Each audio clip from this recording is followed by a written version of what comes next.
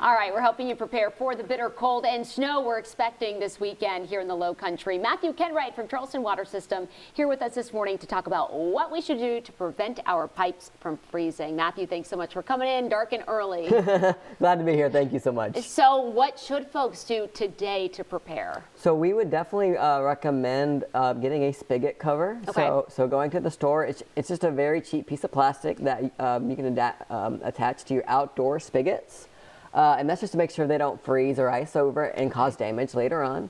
We would also recommend knowing where your water meter valve is to shut off the water just in case you need to in an emergency, because you don't want to have to find it as you're dealing with all that water destroying your home. So knowing where that is, and then also having the valve key to turn that off.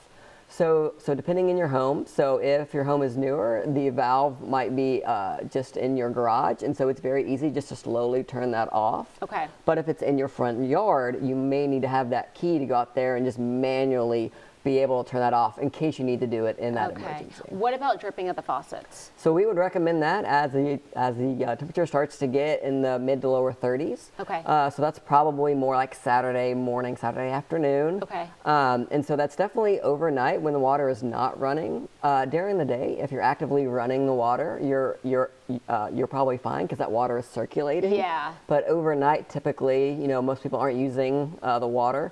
We would definitely recommend dripping it 1 drop per second. Okay. And that's only going to be about probably $1 a day in your water bill.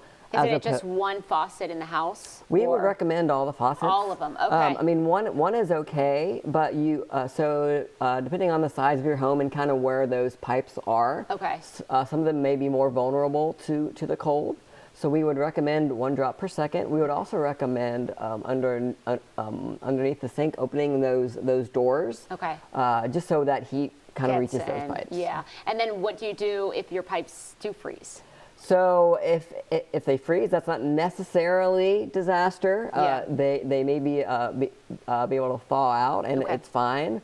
But in the unfortunate situation where there is damage, so either way, definitely immediately turn off the water, because you don't want it to burst in the meantime after it unfreezes. Yeah. So definitely cut off the water supply. Okay. And then hopefully at that point you know where your water valve is, so then you can go ahead and cut that off, whether that's in your garage or in your front yard. All right, Matthew Kenwright with the details that we need to know. We appreciate it.